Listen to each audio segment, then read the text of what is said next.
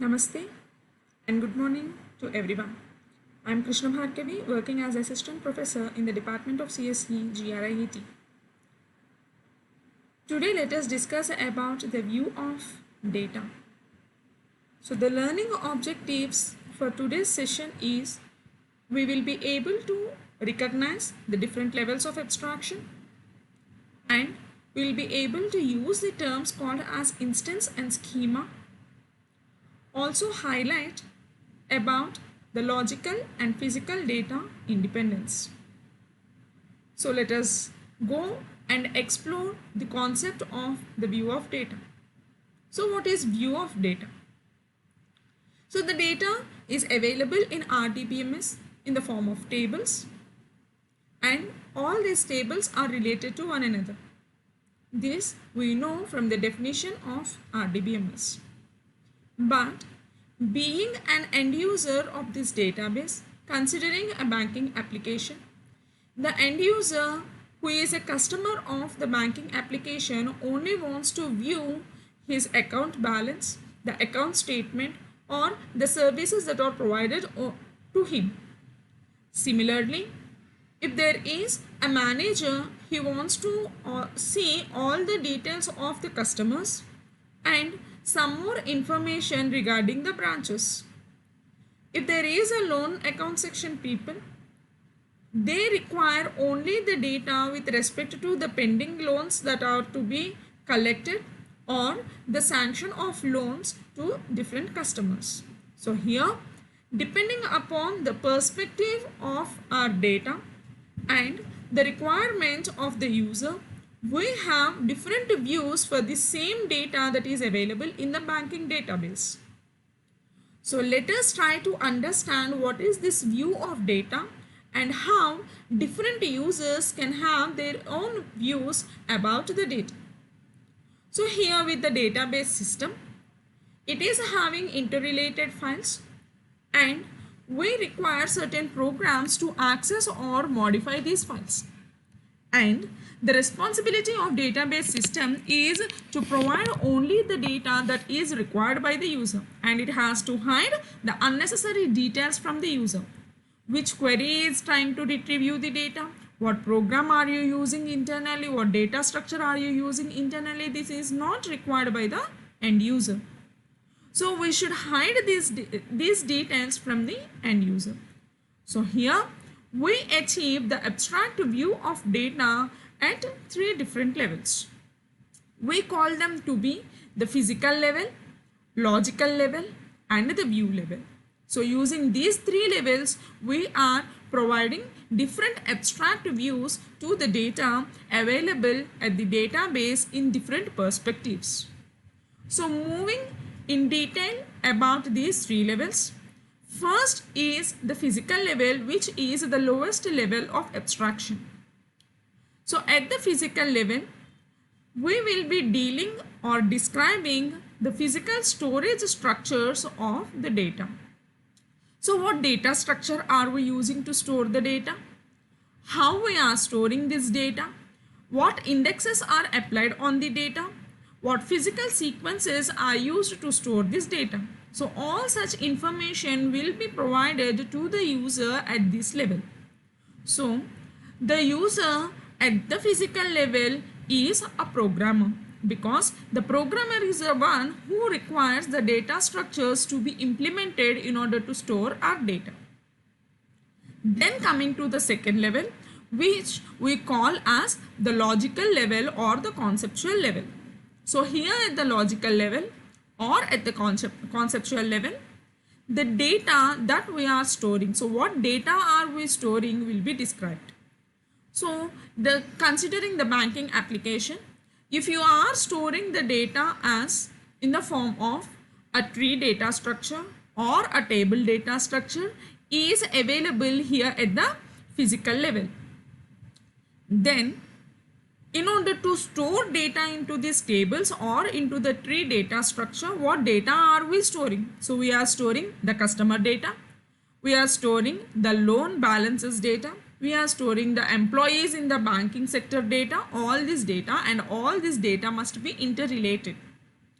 So at the logical level or conceptual level, the structure for the database is created, and what data we are storing, what relationships exist between the data will be described here at this logical level or conceptual level.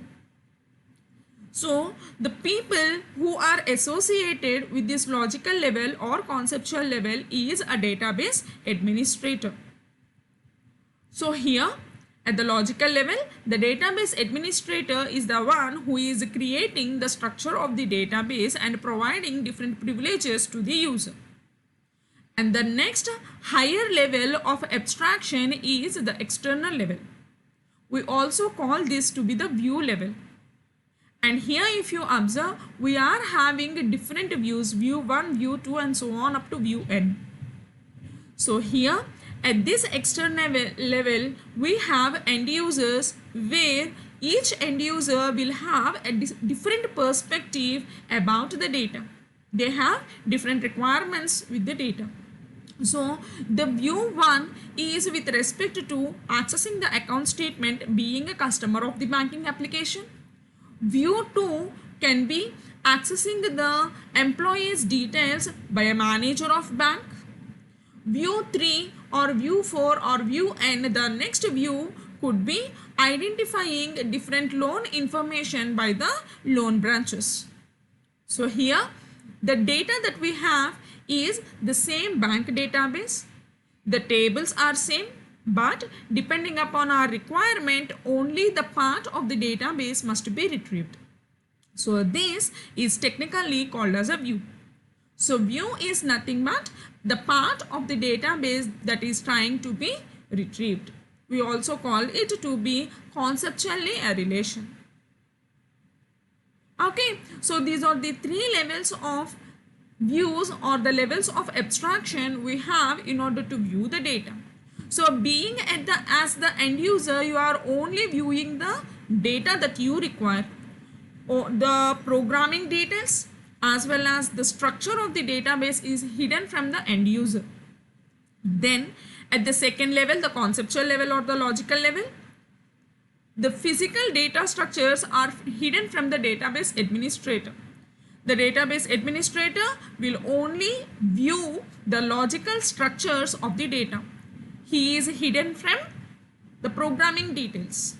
Then coming to the programmer who is available at the physical level will have only access to the different data structures in order to store the data into the database. So here these are the three levels that are available at the physical level, logical level and view level. Out of these three, the lowest level is the physical level and the highest level is the view level. So now at each level we have certain structures to be created. So these structures technically we call them to be schema. So we need to understand the term called as a schema. We call it to be the overall design of the database. So as you are already familiar with certain programming languages, if we have a variable declaration, we call that to be schema, because A is enough a variable, an identifier which is of integer data type, and it can store up to 8 bytes of data. And depending upon the programming language, it can be 4 bytes as well. But if it is not provided as int here, then you do not have any storage provided to your identifier A. And at the same time, if you have a variable initialization like A is equal to 20, so in that case, you are providing a value to this identifier A, which can be changed over time. If I increment in the later statements, it could be 21. If I put it in a loop, the value of A could be changed as well. So here, what can we understand by this example?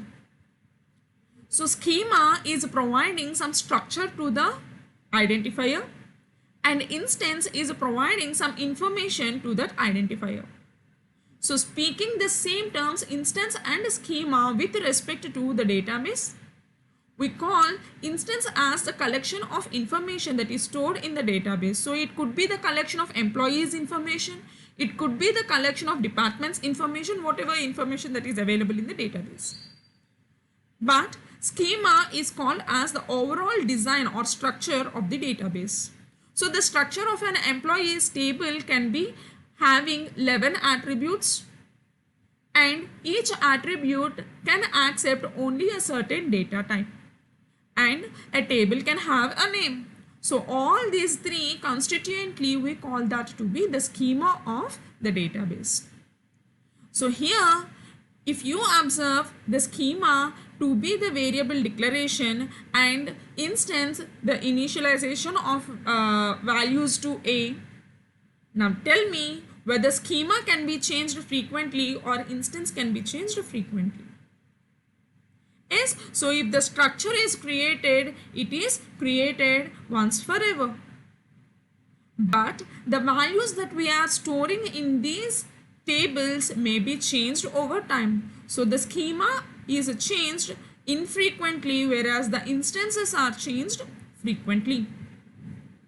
So here at the physical level, you will have only one physical schema with respect to the database. So if I am using a table data structure, I will have only the table data structure for the entire database. Similarly, at the logical level, we will have only one logical schema, and at the external level, you can have n external schemas. We also call them to be subschemas. So here, why only one logical schema? If I wanted to create an employees table and I see that the employees table is having 11 attributes, obviously anyway you go in that database, in the banking application, you will have only one employees table. You cannot duplicate that. So you will have only one logical schema. But from the employees table, depending upon the end user's requirement, you may retrieve the details of personal details of employee. You may require the salary details of employee. You may require the what other details like the contact information of employee. So depending upon different requirements, you can have different schemas. So then, using these levels of abstraction, you can provide data independence. So data independence indicates that the modifications that you perform at one level should not affect the higher level. So here, as we have three levels of abstraction, you have two independences. One is physical data independence, the other one is logical data independence. So if you are trying to change the data structure, it should not affect your logical databases. If you are trying to change the logical structures, like the employees table the schema might be changed, or you may have one more relationship with the employees table, but that should not affect the end user's view of the data. So here physical data independence indicates that modifications at physical level do not affect the logical level or view level. The logical data independence indicates the modifications at the logical level do not affect the higher level called as view level. So in this session, I hope you have understood the levels of abstraction, how many schemas are available, and how data independence is achieved using these three levels. Thank you.